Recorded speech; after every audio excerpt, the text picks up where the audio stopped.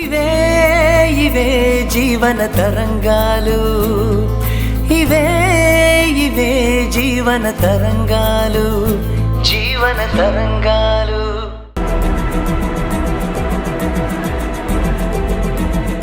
Office విషయాలు ఇంట్లో discuss చేయడం నాకు ఇష్టం ఉండదు, వర్స్ట్గా.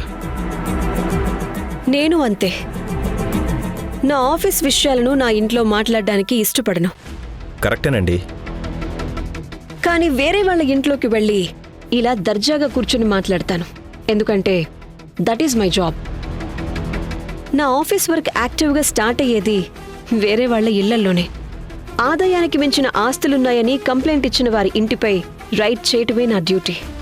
అందుకోసం ఇక్కడికి వచ్చానని చెప్పకండి, వర్స్ట్గా. మీకు మీరు అంత వర్స్ట్ కండిషన్ తెచ్చుకుంటే తప్పదుగా మా డిపార్ట్మెంట్కు. అయినా మా ఇంటి మీద రైడ్ చేస్తే ఏమొస్తుంది మీకు? గవర్నమెంట్ ఇస్తున్న జీతంకు తగ్గట్టు ట్యాక్స్ పే చేస్తున్నా. ఎక్స్ట్రా నాకెందుకుంటుంది, వర్స్ట్గా? రెంట్స్ కావచ్చు, భార్య పేరుతో బిజినెస్ ఉండొచ్చు, మీరే ఇంకొకరి పేరు మీద ఏమైనా సైడ్ బిజినెస్ చేయొచ్చుగా. నాకంతలేదు, వర్స్ట్గా.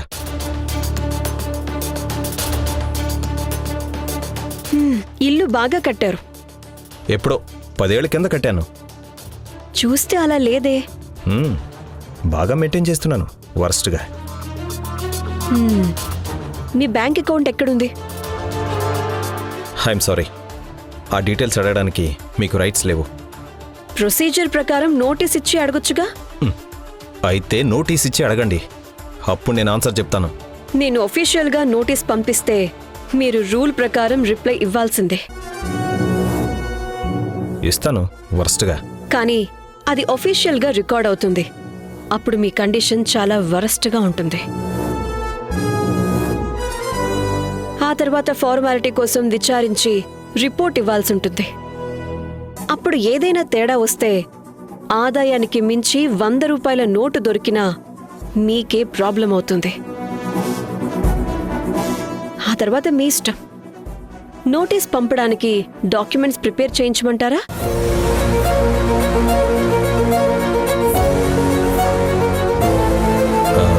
నా అకౌంట్ ఈ వీధి చివరుండే బ్యాంక్లో ఉంది. చూశాను. అదొక్కటేనా? Any FDs? లేదు.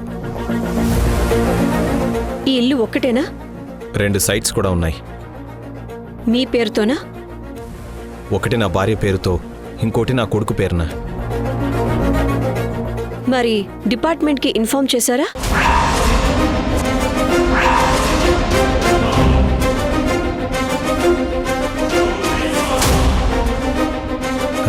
నా మీద ఏమైనా కంప్లైంట్స్ ఉన్నాయా? లేదు. మరి ఎంక్వైరీ చేస్తున్నారు, ప్రశ్నల మీద ప్రశ్నలు వేస్తున్నారు. ఒక ఎగ్జిక్యూటివ్ పోస్ట్లో ఉన్న ఆఫీసర్ని మీ ఇష్టం వచ్చినట్టు ఇంట్రాగేషన్ చేసే అధికారం మీకుందా? ఇది ఇంట్రాగేషన్ కాదు, ఇంట్రాక్షన్ మాత్రమే. ఒకవేళ ఇంట్రాగేషన్ చెయ్యాలనుకుంటే చట్ట ప్రకారం ఆ అధికారం కూడా ఉంది.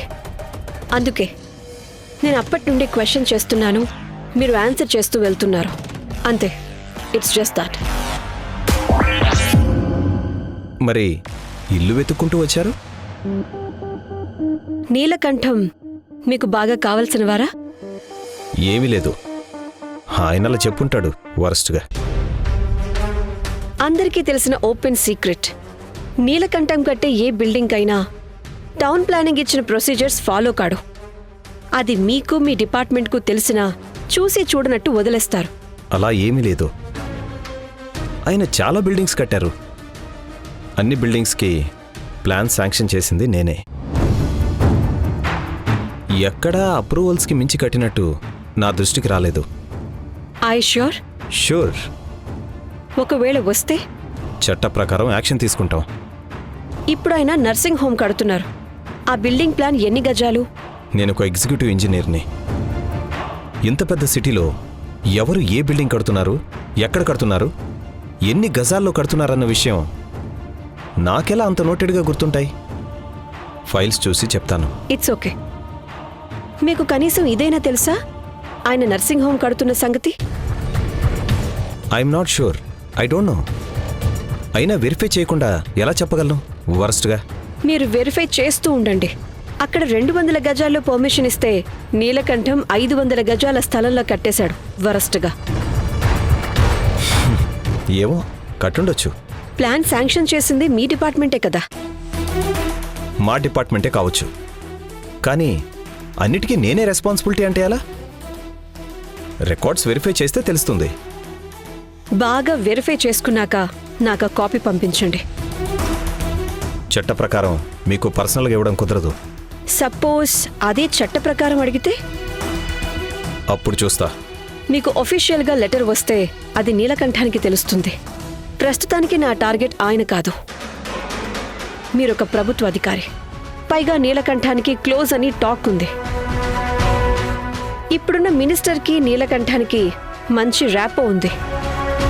రేపు ఆ మినిస్టర్ ప్లేస్ ఇంకొకరికి వస్తే పాలిటిక్స్లో ఏదైనా జరగచ్చు.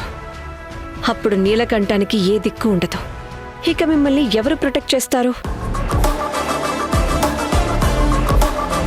సో మీరు లాయల్టీ చూపించాల్సింది నీలకంఠానికి కాదు, జీతం ఇచ్చే ప్రభుత్వానికి. ఆ ఒబీడియన్స్ మీకుంటే మీ డిపార్ట్మెంట్ అప్రూవల్ చేసిన బిల్డింగ్ ప్లాన్ పేపర్స్ ఒక కాపీ నాకు పంపించండి.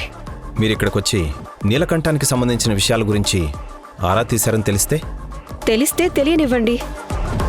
ఒకవేళ తను కలిస్తే మీరే చెప్పండి, నో ప్రాబ్లం.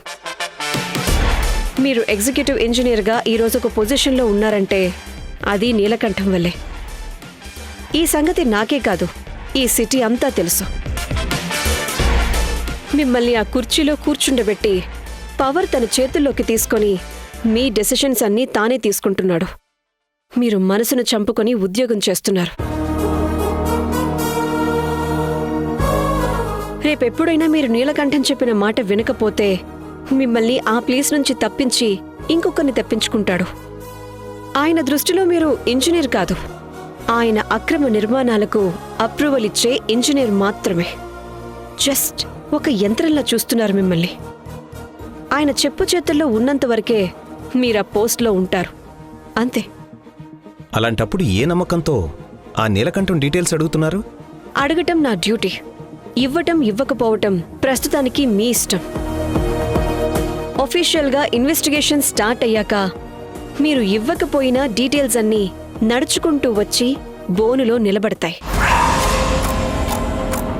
కానీ అంత దూరం తెచ్చుకోకండి.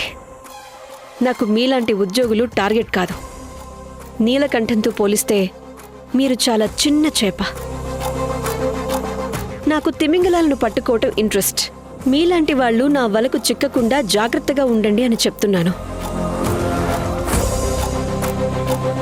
అయినా వినకపోతే ఆ భారీ తిమింగలాల్ని వేటాడేటప్పుడు దాంతో ఉండే మీరు కూడా భారీ మూల్యం చెల్లించుకోక తప్పదు.